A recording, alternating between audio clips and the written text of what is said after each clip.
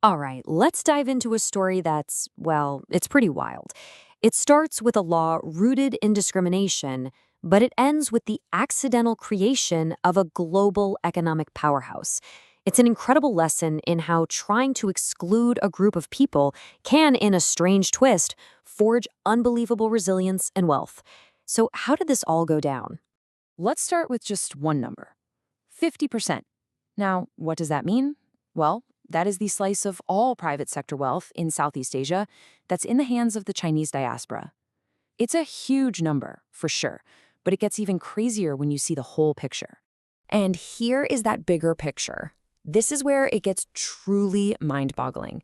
Ethnic Chinese make up only about 7% of the population across Southeast Asia. 7%. Yet they control half of the private wealth. This incredibly powerful informal system is often called the bamboo network. So that leads to the big question, right?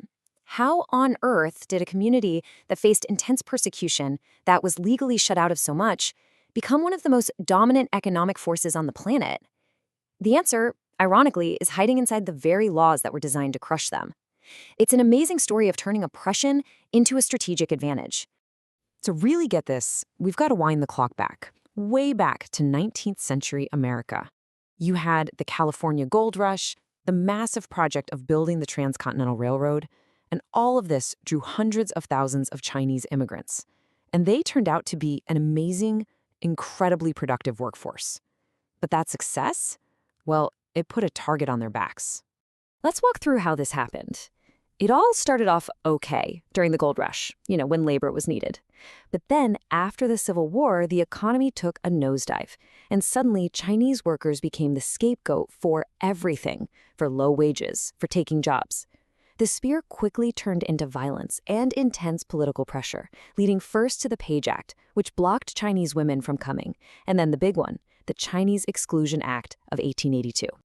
And this wasn't just a one-and-done thing. You have to see it as a series of laws, each one tightening the screws, building this legislative cage. The foreign miners tax pushed them out of the gold fields. The Page Act stopped families from forming. The Geary Act basically made them permanent outsiders with no legal rights. Every single law was another bar on the cage, designed to shut down their opportunities. And the centerpiece, the lock on that cage, was the Chinese Exclusion Act. Now, you gotta understand, this was a huge deal. It was the first major law in American history to ban an entire ethnic group. This wasn't just about jobs. It was about writing racial discrimination into the law of the land and making sure Chinese immigrants could never, ever truly belong. And just so we're clear about the atmosphere at the time, it was pure panic. It was hostility. Listen to this quote from a prominent lawyer back then. It just perfectly captures that racial anxiety. This wasn't a calm economic debate. It was a movement driven by fear. But, and this is where the story completely flips on its head, the very laws that were meant to destroy the Chinese community actually held the secret to its economic triumph. They had no choice but to adapt, and in doing so, they wrote a whole new playbook for success. This right here, this is the key. The Chinese Exclusion Act banned laborers, right? But it left a tiny little crack in the door. It made an exception for merchants. This was the merchant loophole, and that one word changed everything.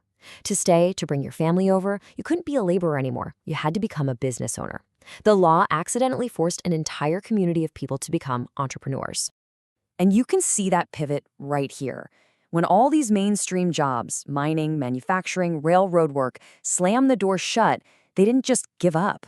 They found the niches that nobody else wanted, the businesses that white laborers thought were beneath them, like laundries, restaurants, and small groceries. They essentially turned economic dead ends into their own protected markets. The story of the Chinese laundry is the perfect example of this genius. I mean, can you even imagine this? Back in the gold rush, with almost no women around, getting your clothes clean was a logistical nightmare. People were literally putting their dirty clothes on a ship and sending them across the Pacific to Hong Kong. And the cost for this? $12 to wash a dozen shirts. In the 1850s, that was an absolute fortune. Plus, you had to wait maybe 4 months to get them back. It was a completely broken market, just screaming for someone to come along and fix it. And that someone was an immigrant named Wa Li. In 1851, he looked at this insane situation and had a simple but brilliant idea. He opened the very first Chinese hand laundry right there in San Francisco. And his price? $5 a dozen. Boom! He didn't just offer a better price, he offered a faster service. He completely disrupted the old, inefficient way of doing things. It was a game changer. Now, let's be real, this work was brutal. They called it the 8-pound livelihood because of the heavy irons they used all day, working 18-hour days.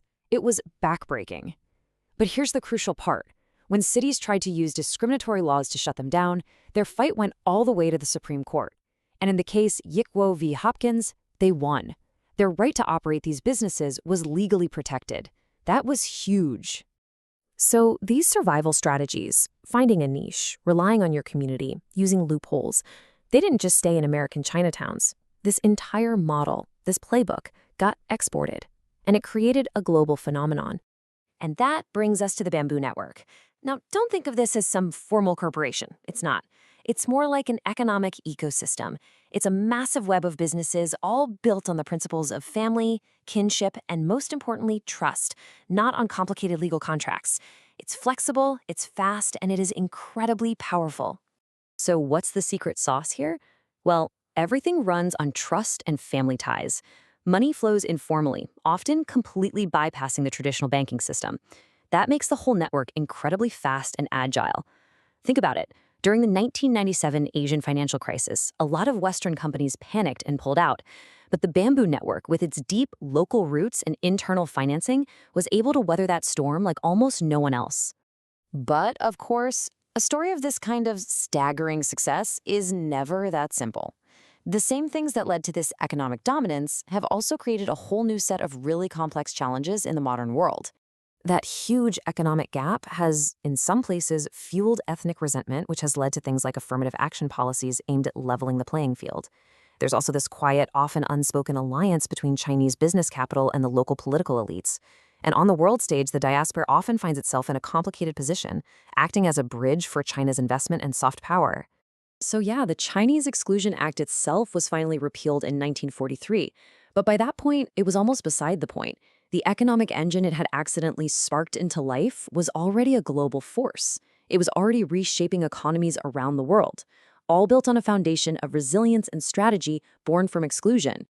And that's really the thought I want to leave you with. This whole story is just a powerful, real-world example of the law of unintended consequences.